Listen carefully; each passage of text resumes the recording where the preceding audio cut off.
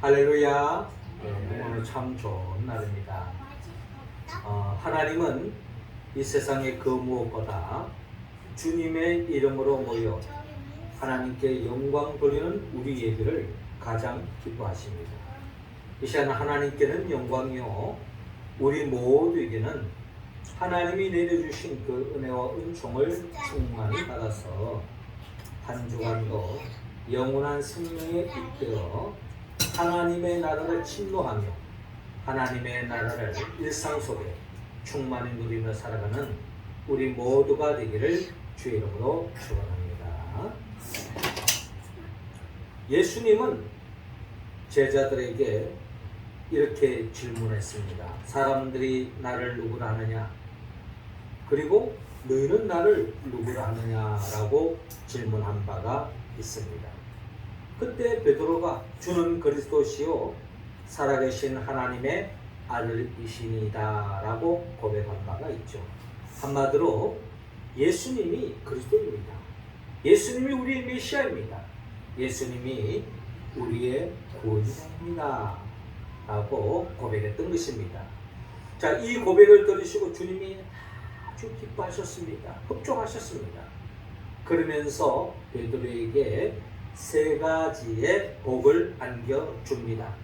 그 복이 뭡니까? 먼저 내 믿음 위에 교회를 세우겠다. 그 교회는 음부의 권세와의 싸움에서 이길 수 있는 교회다.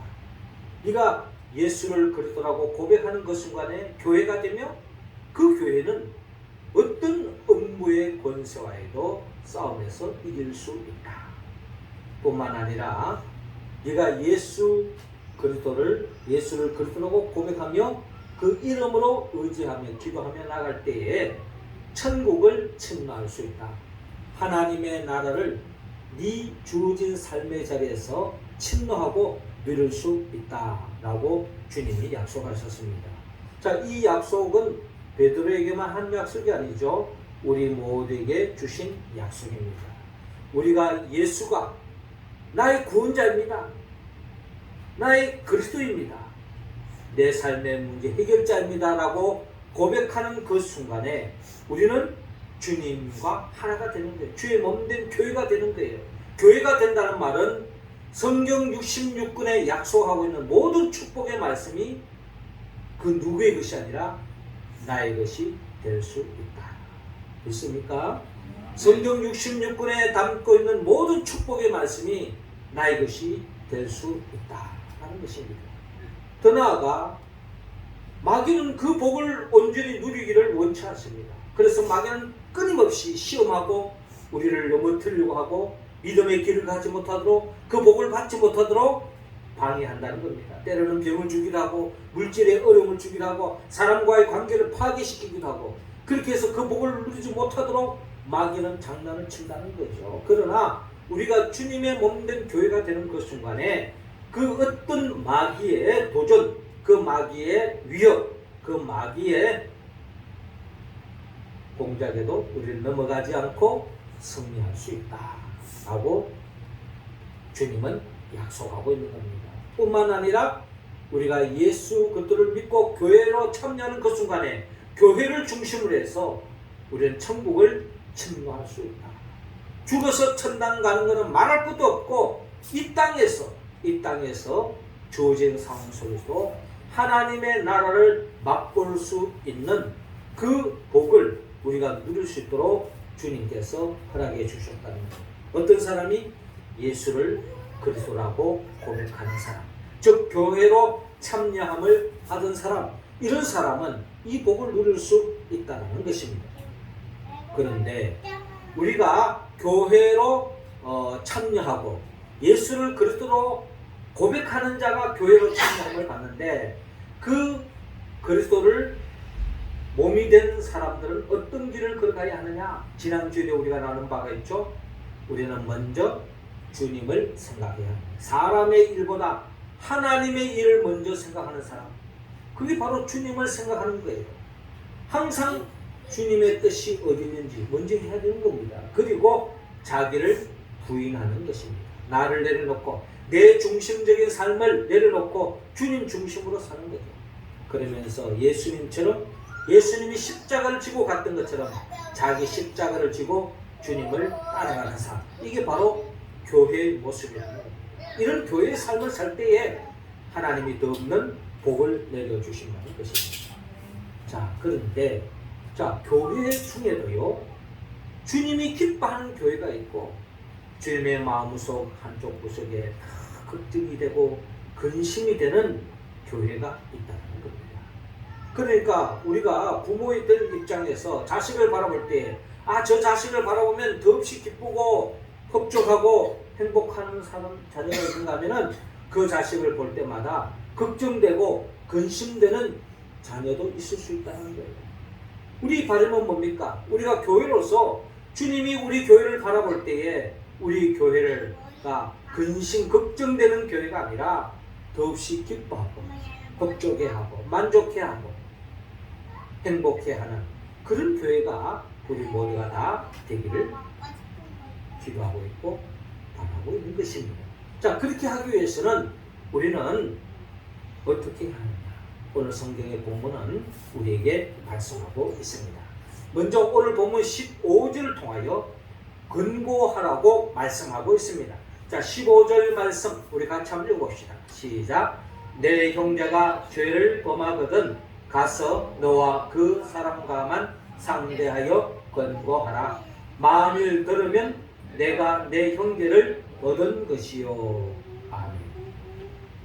자, 오늘 마태복음 18장 15절 본문은 이렇게 시작하고 있습니다.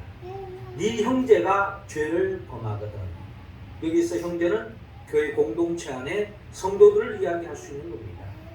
그런데 우리 교회 안에 어떤 형제가 어떤 성도가 죄를 범했습니다. 죄를 범했다는 것은 윤리 도덕적인 죄뿐만 아니라 하나님이 기뻐하지 않는 신앙생활을 하는 것, 이것도 다 하나님 앞에서 다 죄 아니겠습니까? 우리가 다른 사람을 돈을 훔치고 도둑질을 하고 강도짓을 해야 죄가 아닙니다. 우리가 신앙적으로 믿음의 사람들이 가야 할 길을 온전하게 가지 않았을 때 그게 바로 죄가 될 수 있는 거예요. 집사가 집사로서의 삶이 있습니다. 장로가 장로로서의 삶이 있습니다. 목사가 목사로서의 삶이 있어요. 성도는 성도로서의 살아야 할 삶의 모습이 있다는 것입니다. 자, 그런데 그 삶의 모습이 잘못됐다는 거예요. 잘못되어졌을 때에, 한마디로 죄를 범했을 때에 우리는 좋은 게 아니냐라고 대충 하면서 덮어주고 그냥 품어주고 그런 게 교회가 아니라는 거예요. 잘못되었다면 그 잘못으로 인하여 그 사람이 하나님 앞에 책망받는 것은 말할 것도 없고 그 사람의 잘못된 행동으로 인하여 다른 성도들에게 부정적인 영향을 끼칠 수도 있다는 것입니다. 그래서 주님은 교회 공동체 안에서 잘못된 죄를 범한 형제가 있다면 그 사람에게 가서 그 사람과만 상대하여 권고하라라고 말씀하고 있습니다. 여기서 권고하라라는 헬라어 원문을 보니까 엘렌코라고 기록되어 있습니다. 이 말의 의미는 노출시키다라는 빛으로 가져오다라는 뜻으로서 단순히 어떤 꾸짖는다 또 하는 그런 의미와는 구별된 의미로 우리는 이해할 수 있습니다. 여기서 권고한다는 것은 잘못된 것이니까 그것을 갖다가 지적하고 책망하는 개념이 아니라 그 사람이 잘못된 것을 깨달을 수 있도록 권면해 주고 또 그것을 시정할 수 있도록 선도하는 것. 그래서 그 사람이 잘못을 자기 자신이 스스로 인정하고 그것을 회개하도록 하는 것. 이것이 바로 권고하다라는 의미로서 우리는 이해할 수 있는 것입니다. 그러니까 책망하고 꾸짖는 그런 개념이 아니라 그 사람이 스스로 자기의 자기가 잘못하고 있다는 것을 스스로 깨달을 수 있도록 이렇게 권면하고 권고하는 것. 시정할 수 있도록 선도해 주는 것. 이런 것이 필요하다는 것입니다. 그렇게 해서 그 사람이 바로 잘못된 길에서 벗어날 수 있도록, 회개할 수 있도록 길을 인도해 주는 것, 이것이 필요하다는 겁니다. 그래서 그 근거해서 만일 들으면 네 형제가 내가 네 형제를 얻은 것이요 라고 말씀하고 있습니다.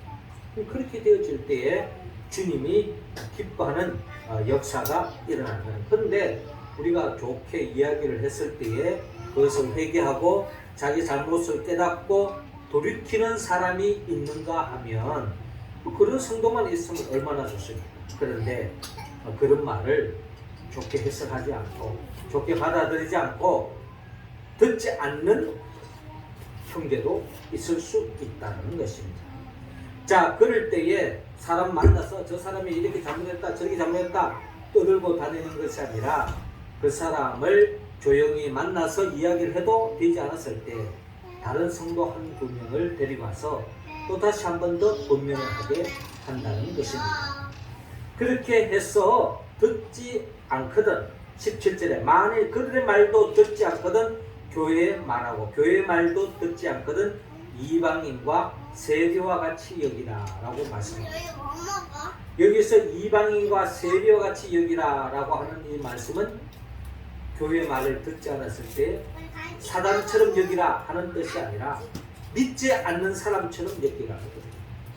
우리 성도들이 믿지 않는 사람들을 대하는 자세는 저 사람 예수도 믿지 않는다 정죄하고 그 사람을 갖다가 비판하는 것이 아니라 그랬을 때는 그 사람 또한 세리와 이방인처럼 전도의 대상입니다.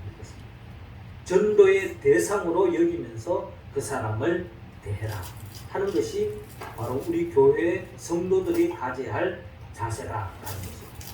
권면하고 잘못한 것을 인정하지 않는다고 해서 정죄하고 꾸짖고 비판하는 것이 아니라 마치 주님을 모르는 사람인 것처럼 아직도 주님을 영접하지 않은 사람인 것처럼 이방인처럼 그들을 대하고 그들을 섬기라 하는 의미로 주님은 말씀하고 있는 것입니다.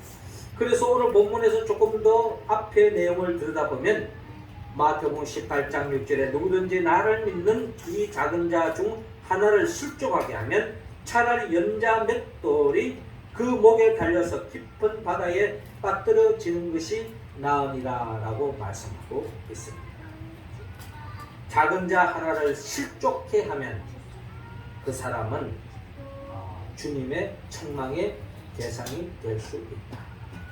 내가 잘못하고 죄를 지어가지고 다른 사람들에게 부정적인 영향을 끼치는 것도 실족해 하는 것이고 또 그런 잘못된 사람을 잘 권면하지 못하고 하는 것도 그 사람을 실족해 하는 경우가 될 수 있기 때문에 우리는 이런 부분에서 조심스럽게 다가가기를 주님은 원하고 있습니다. 궁극적으로 주님은 오늘 12절 내용을 보면은 너희 생각에는 어떠하냐? 만일 어떤 사람이 양 100마리가 있는데 그 중에 하나가 길을 잃으면 그 99마리를 산에 두고 가서 길 잃은 양을 찾지 않겠느냐? 진실로 너희에게 이르노니 만일 찾으면 길을 잃지 아니한 99마리보다 이것을 더 기뻐하리라. 이와 같이 이 작은 자 중에 하나라도 잃는 것은 하늘에 계신 너희 아버지 뜻이 아니니라 라고 말씀하고 있습니다. 주님은 한 사람이라도 잘못된 데서부터 벗어나서 회개하고 돌아오는 것을 주님은 기뻐하십니다. 이를 위해서 우리는 권고해야 되고 그 사람이 바른 길로 갈 수 있도록 우리가 품어주고 기다려주고 나아가는 그런 삶으로 나아가기를 주님은 원하고 있는 것입니다. 주님은 우리 모든 성도들이 잘못된 길에서 벗어나 주님의 품으로 돌아오기를 주님은 원하고 있는 것입니다. 내 형제가 죄를 범하거든 가서 너와 그 사람과만 상대하여 근거하라. 만일 들이면 네가 네 형제를 얻을 것이요. 잘못된 성도가 있었지. 그가 돌이키고 회개하고 돌아오는 것 주님이 가장 기뻐하신다 하는 것을 오늘 우리는 본문을 통하여 대하게 봅니다.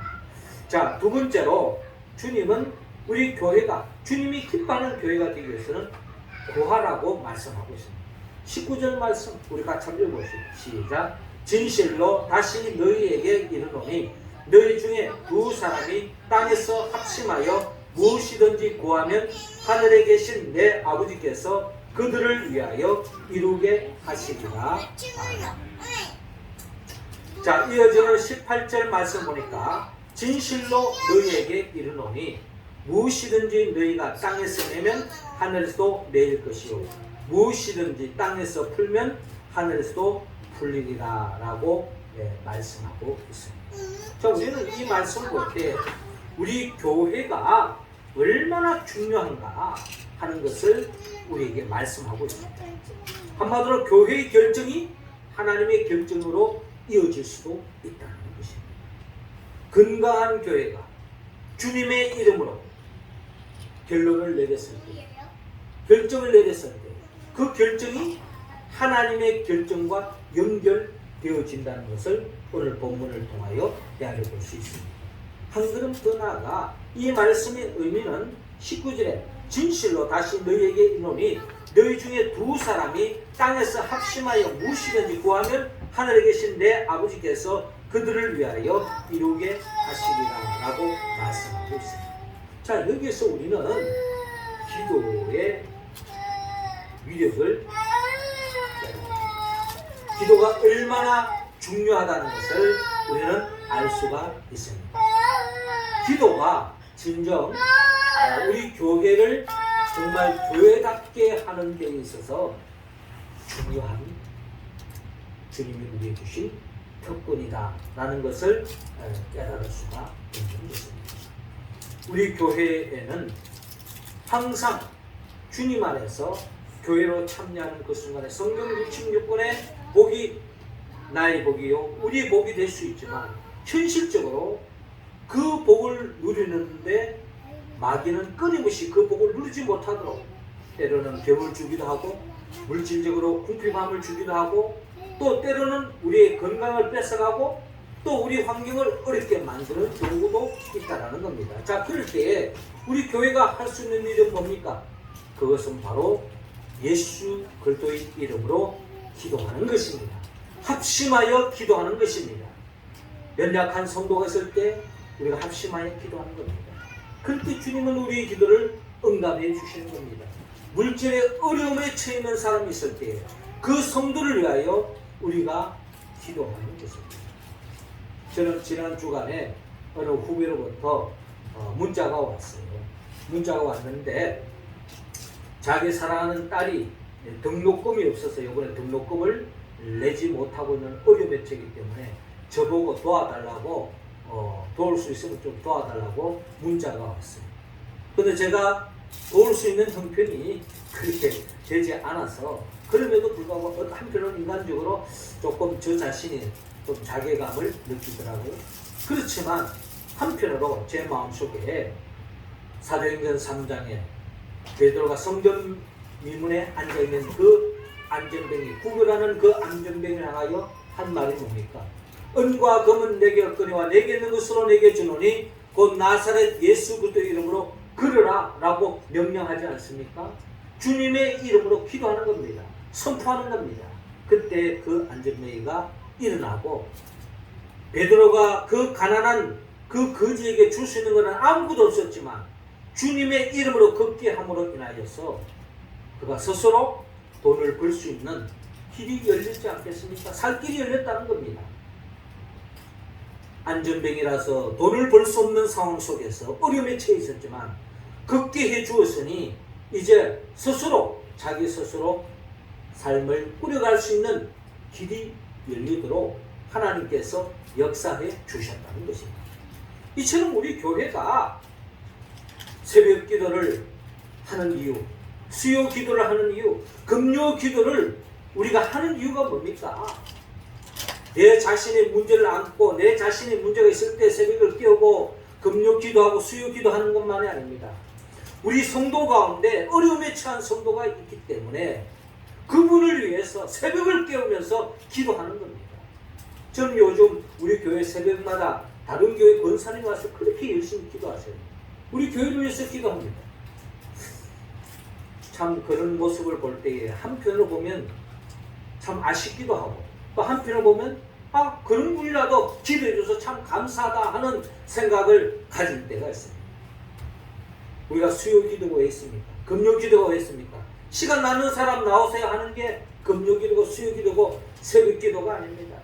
아직도 우리 성도 중에는 영적으로 어린아이와 같은 사람이기 때문에, 물질적으로 어려운 사람이기 때문에, 육체적으로 병든 사람이기 때문에 하는 일이 풀리지 않아서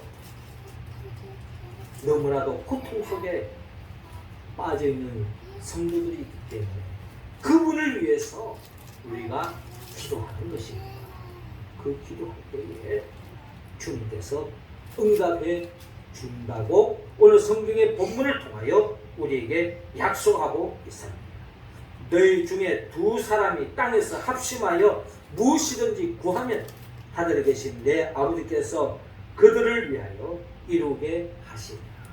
집에서 혼자 기도할 수도 있지만 주님의 이름으로 모여서 합심하여 기도할 때 그 기도가 고스란히 주님 안에서 이루어질 줄로 여러분 믿고 기도에 힘쓰는 우리 교회 공동체가 되어서 우리 교회 속에 모든 성도들이 하나님 나라의 그 충만한 복을 누리며 살아가는 우리 모두가 될 수 있기를 주의 이름으로 축원합니다. 마지막 세 번째로 모이라고 말씀하고 있습니다. 20절 말씀 우리 같이 한번 읽겠습니다. 시작. 두세 사람이 내 이름으로 모이는 곳에는 나도 그들 중에 있느니라. 아멘. 자, 주님은 오늘 본문 20절을 통하여 교회가 뭔가를 우리에게 분명히 말씀하고 있습니다. 교회의 본질. 두세 사람이 내 이름으로 모인 곳에는 나도 그들 중에 있느니라 라고 말씀하고 있습니다.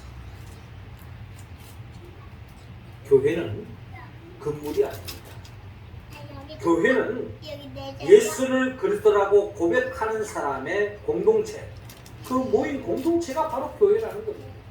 그런데 그 교회가 우리는 얼마나 많이 모이느냐, 얼마나 유명한 교회냐, 얼마나 유명한 사람이느냐, 얼마나 대단한 목사님이느냐, 이게 중요한 게 아니라는 거예요. 교회는 주님의 이름으로 모인 그곳이 주님이 함께 한다는 겁니다. 그게 바로 교회라는 거예요. 심지어 주님은 숫자까지 덜미기면서 이야기합니다. 두세 사람이 내 이름으로 모인 곳에는 나도 그들 중에 있느니라. 최소 단위가 두 사람. 주님의 이름으로 우리가 모였다면 그곳에 바로 주님이 함께 한다는 거예요. 그곳에 100사람이 모이고 10,000명의 사람이 모였다 할지라도 주님의 이름으로 모이지 않다면 그 숫자는 아무 의미가 없다는 거예요. 비록 두 사람이 모였다 할지라도 주님의 이름으로 모였다면 주님의 영광을 위하여, 주님을 찬양하기 위하여, 주님의 이름으로 기도하기 위하여, 주님으로 인하여 모였다면 그것이 바로 교회예요. 그 교회가 하나님이 보장해 주시고 하나님이 축복해 주시고 음부의 권세와의 싸움에서 이길 수 있고 그 교회의 존재의 의미가 있다는 겁니다. 우리 가운데 주님의 이름으로 모이지 않았다면 그 진정한 교회가 아니다. 친구가 가니까 같이 따라왔다. 누가 가자 하니까 왔다. 이런 거는 별 의미가 없다는 거예요. 그냥 모여있을 뿐이 진정한 교회, 주님이 함께하는 교회, 하나님 나라의 복을 충만히 누리는 교회, 하나님이 기뻐하는 교회, 그것은 시선의 문제도 아니고 그 누가 온 거냐 안 오느냐, 많이 모였냐 적게 모였냐 문제가 아니라 내가 예수 그리스도의 이름으로 모였느냐, 주님의 영광을 위하여 모였느냐.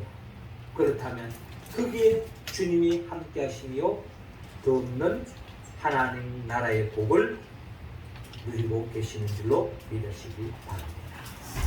사랑하는 성도 여러분, 레오나르도 다빈치는 그의 글자 최후의 만찬 그림을 그렸습니다. 그가 처음 그렸을 때에 누군가로부터 주문을 받았습니다. 엄청난 돈을 주겠다. 글자를 작품 만들어 달라. 그래서 최후의 만찬을 그림을 그리기 시작했습니다. 그래서 한참 그리고 난 뒤에 친구에게 사람들에게 보여줬습니다. 이 그림에 대해 좀 평가를 해달라고. 그랬더니 사람들이 예수님이 그때 마침 손에 들고 있는 은잔에다가 주목하기 시작했어요. 이 은잔은 너무나도 광채가 나고 너무 멋있는 은잔이다. 그 순간에 레오나르도 다빈치는 그 예수님의 손에 있는 은잔을 지워버렸다. 왜냐?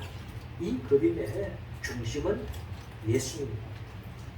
은잔, 그 어떠한 아름답고 광채나는 은잔이 주목되어서는 안 됩니다. 우리 교회에 우리가 무엇을 주목해야 되느냐?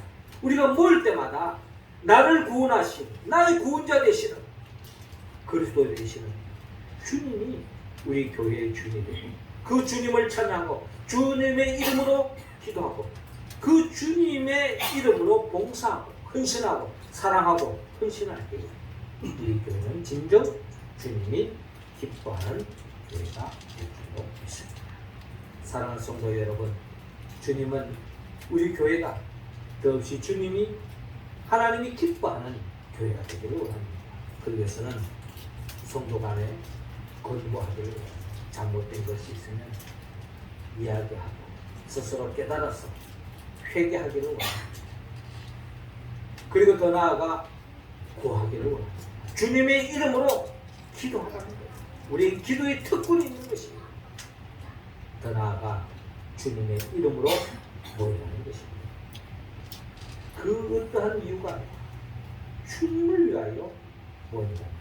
그것이 가장 주님이 기뻐하는 교회가 될 수 있는 것입니다. 우리가 이 말씀에 온전히 응답할 수 있는 길은 성령의 도움이 없이는 할 수가 없습니다. 성령의 도움이 없으면 우리는 잘못된 선거를 쓸 때에 책망하고 지적하고 꾸중하다가 서로 실족합니다. 성령의 충만함을 받지 않으면 기도하지 않고 한숨 쉬다가 결국에는 실족하는 것입니다. 그리고 성령이 충만하지 않으면 주님의 이름으로 모이지 않고 내 개인적인 생각, 내 개인적인 이익을 쫓아 모인다는 거예요. 그러므로 우리는 성령의 충만함을 받아야 합니다. 성령은 예수 그리스도의 영입니다. 예수님이 누구입니까? 예수님은 말씀으로 천지만물을 창조하신 분이에요. 그 창조 세계 속에서 없는 하나님 나라의 충만히 모든 인간이 누리기를 원했지만 아담이 범죄한 이후로 그 복을 차버리고 말았습니다. 그래서 예수님은 그 죄의 문제를 해결하기 위하여 우리의 죄를 대신 짊어지고 십자가에 못 박혀 죽으셨죠. 죽은 자 가운데 3일 만에 부활하시고 성천하시고 지금도 하나님 보좌 우편에 그에게 성령을 보내주기를 원합니다. 왜? 성령을 받아야만이 예수를 그리스도로 고백할 수 있고 성령을 받아야만이 예수를 그리스도로 고백할 뿐만 아니라 고백적인 삶을 살 수 있기 때문에, 그래서 그 성령을 받아서 교회를 중심으로 하나님의 나라를 침노하며 살아가는 우리들을 영원한 천국으로 인도하기 위하여 장차 재림하여 오신 예수 그분의 영 보혜사 성령의 충만함을 받아서 우리 모두가 오늘의 말씀처럼 주님의 이름으로 권고하고 주의 이름으로 구하고 주의 이름으로 모여서 더없이 주님이 기뻐하는 교회, 복된 하나님의 나라를 충만히 누리며 살아가는 우리 모든 성도들 되기를, 우리 교회가 되기를 주님으로 축원합니다. 기도드리겠습니다. 하나님 아버지, 이 시간 우리 한 사람 한 사람에게 성령의 기름을 부어 주옵소서. 마가의 다락방에 내렸던 그 성령 우리에게도 임재하시고 역사하셔서 그 성령의 도우심으로 우리 모두가 잘못된 길에서 돌이켜 회개하게 하여 주옵시고 주의 이름으로 기도하게 하여 주시고 주의 이름으로 모여서 더없이 주님이 좋게 하는 기뻐하는 주님의 교회를 든든히 세워가는 우리 모두가 되게 하옵소서.